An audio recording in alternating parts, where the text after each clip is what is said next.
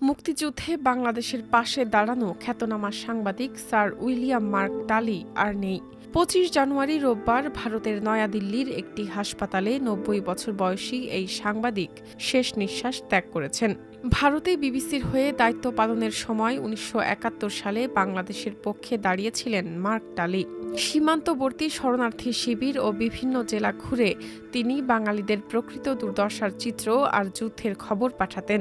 তার পাঠানো খবর বাংলাদেশের পক্ষে আন্তর্জাতিক জনমত গঠনে রেখেছিল গুরুত্বপূর্ণ ভূমিকা।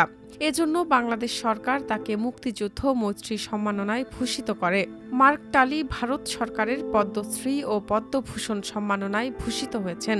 স্বদেশ থেকে তিনি পান নাইটহুড খেতাব। ১৯৬৪ সালে বিবিসিতে যোগ দেন মার্ক টালি।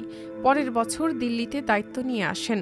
১৯৯৪ সালে বিবিসি থেকে অবসর নেওয়ার আগে ২০ বছর তিনি দিল্লিতে ব্যুরো প্রধানের দায়িত্বে ছিলেন।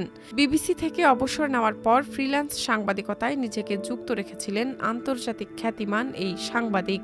মার্ক টালির স্ত্রী মার্গারেট ও ৪ সন্তান লন্ডনে থাকলেও তিনি নিজে ভারতেই থাকতেন।